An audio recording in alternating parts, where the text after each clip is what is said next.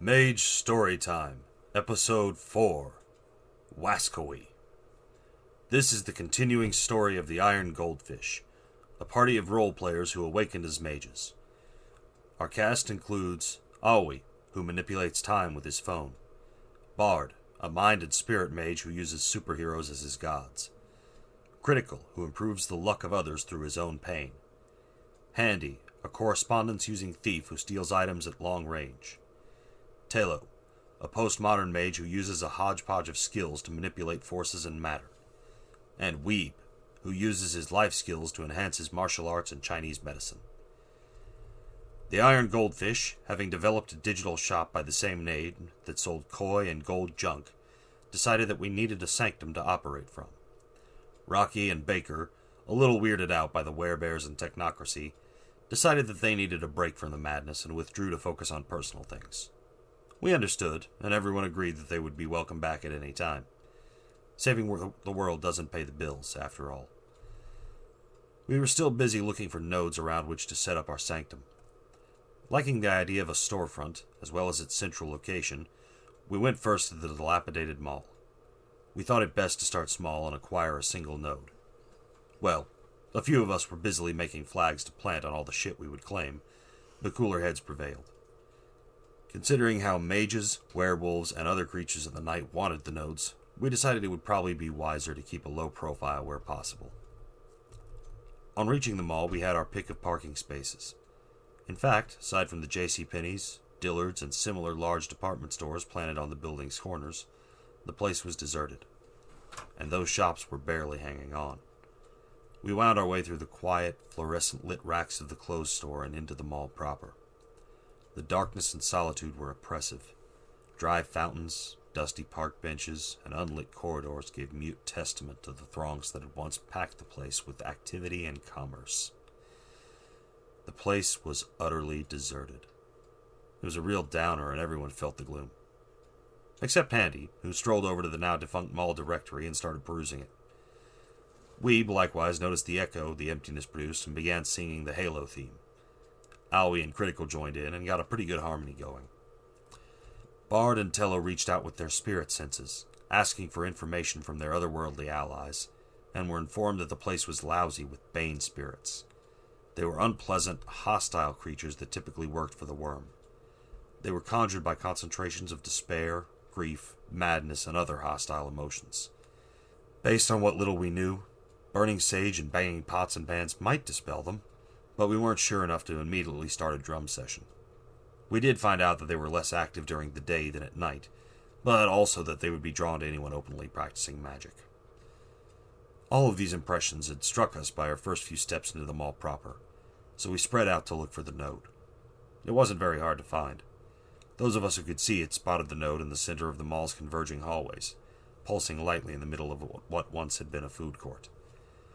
We decided to get a space as close as possible, so that we would have a legitimate reason to be camped out on the node. Our discussion turned back to the spirits defending it.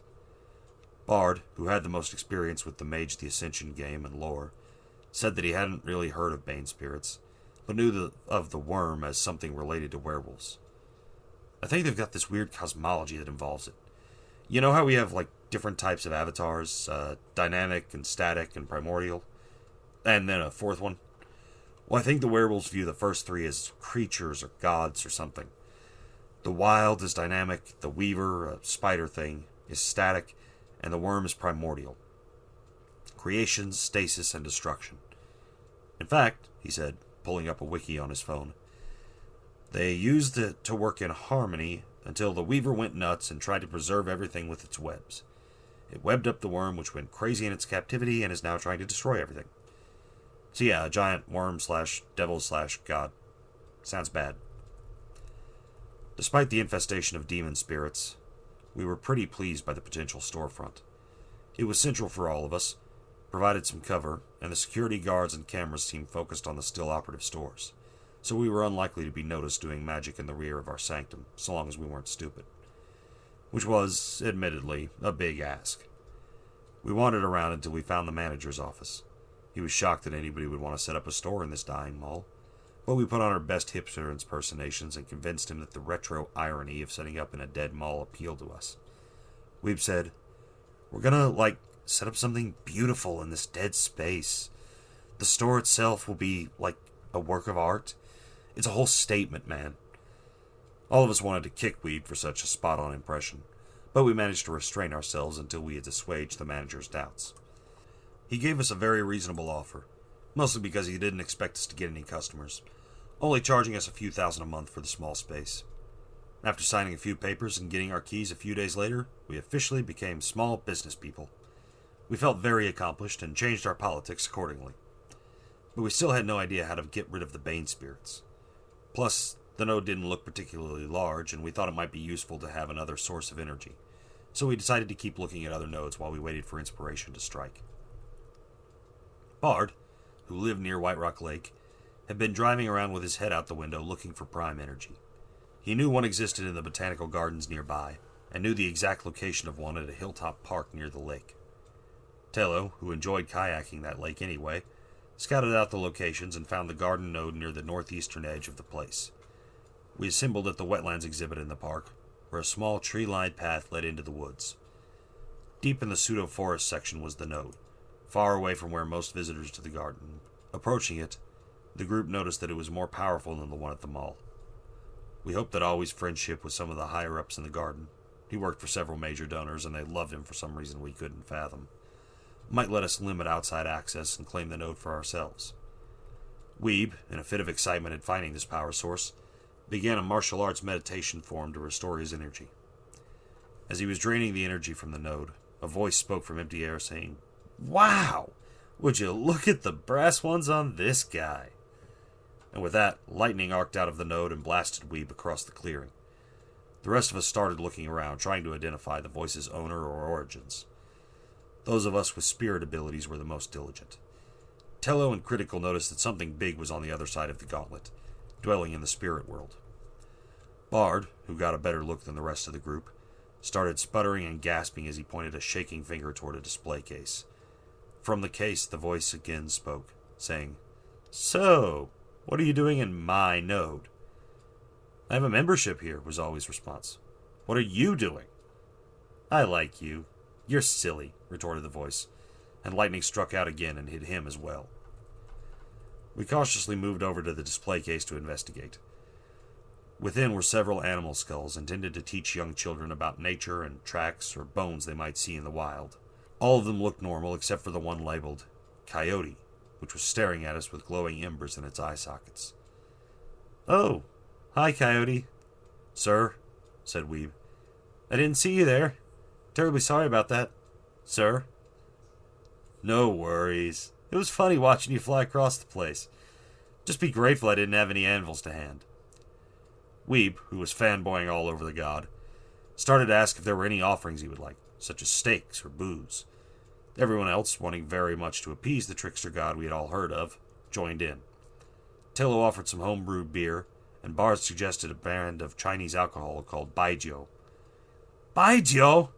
Oh, I haven't had that since I was Wukong," Coyote exclaimed. Mollified by our immediate apologetic deference and pleased by the offer of booze, to be delivered at some future date, Coyote seemed happy to talk to us. "So, I'm guessing you're a bunch of new mages looking to establish yourself," he said, as if he had read the storyteller's notes. Trickster gods break fourth walls all the time. "Granted, you're the first group to have the stones to try and steal my node from me, so I might be willing to share, if you did an errand from me." "Faustian?" asked Critical. "Not really my style," returned Coyote. "You see, I've got trouble with my neighbors. The worm's up to something, and I don't like people doing things I don't know about. So I want you to steal one of his scales. Then I'll be able to eat it and figure out what's going on. Because magic." "How do we do that?" asked Weeb. "I mean, we're pretty new, so we don't know a lot about how to do a lot of things.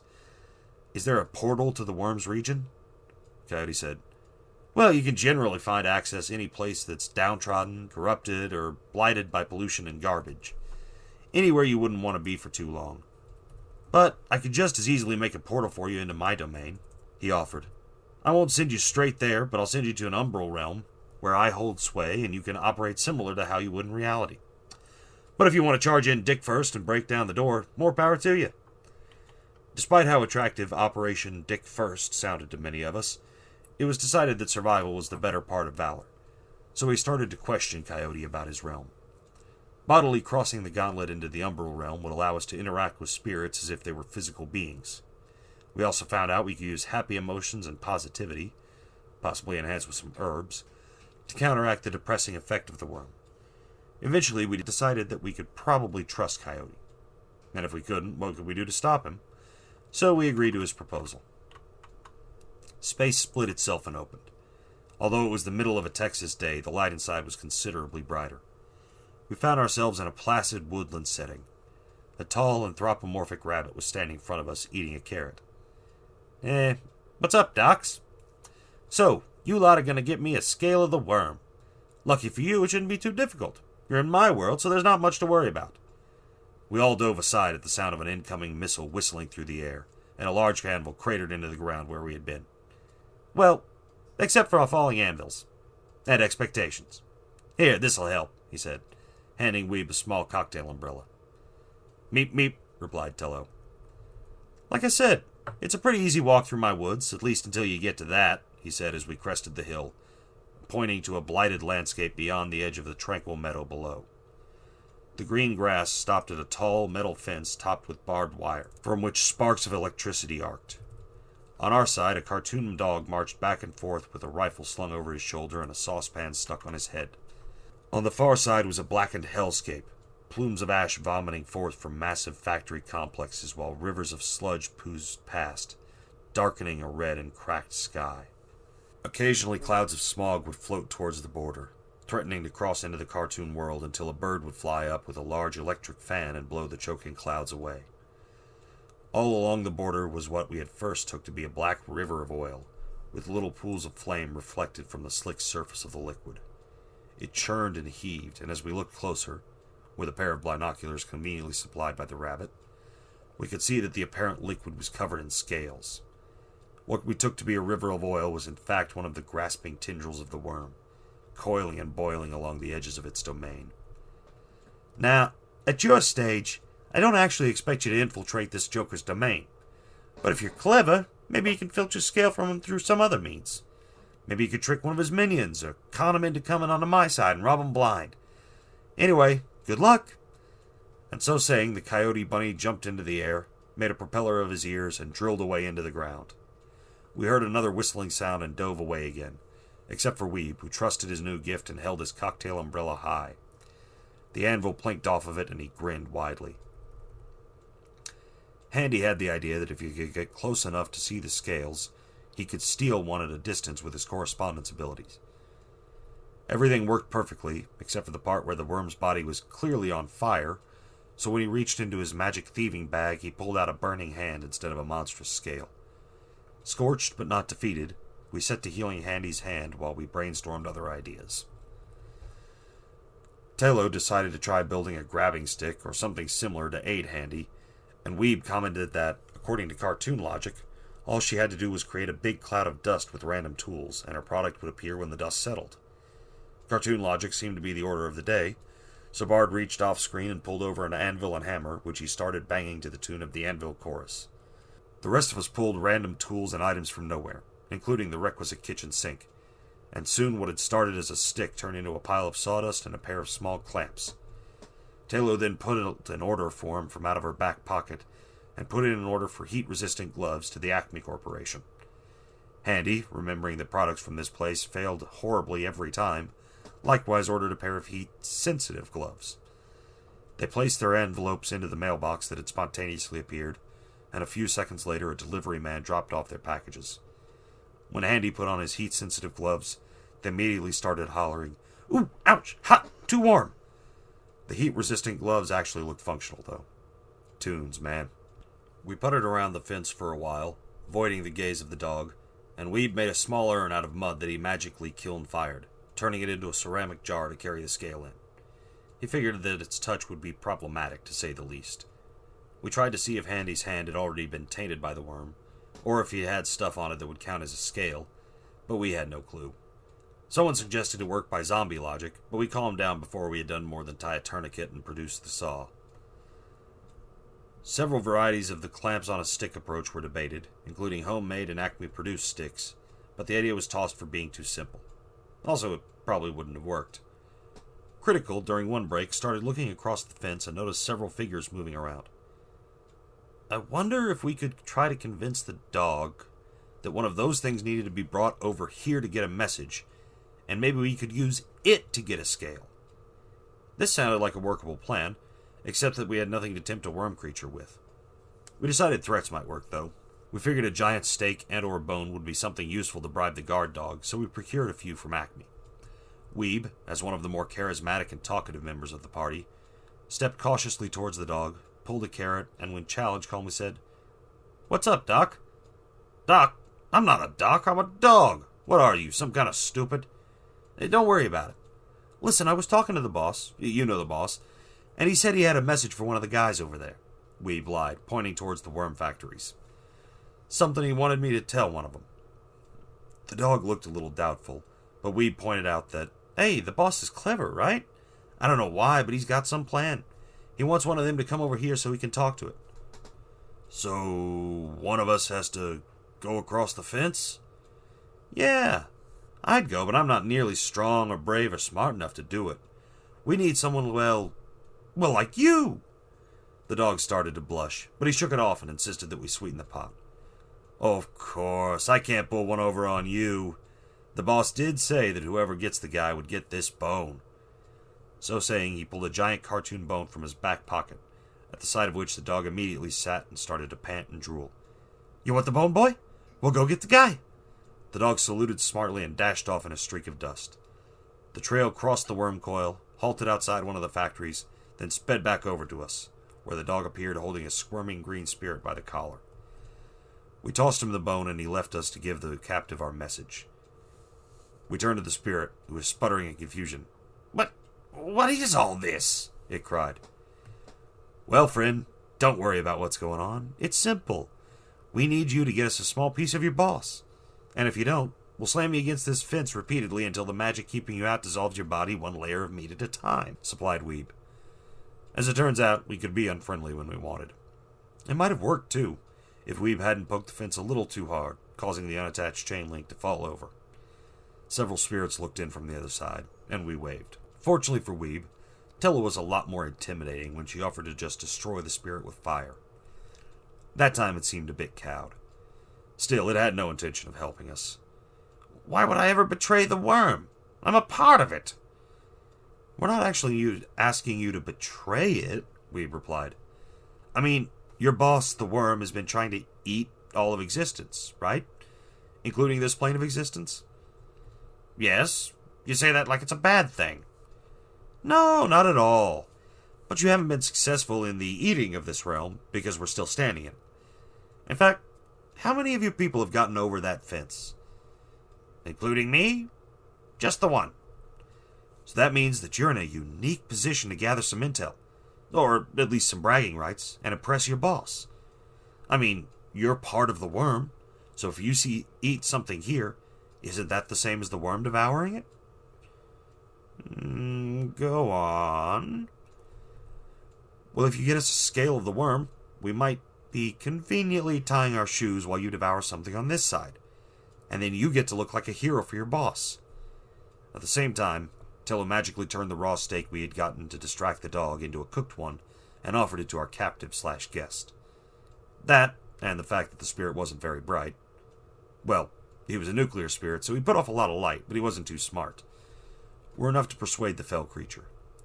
We gave him the steak and he slid through the fallen fence, reached over and plucked a small scale from the worm, and placed it in the pot Critical held out to him.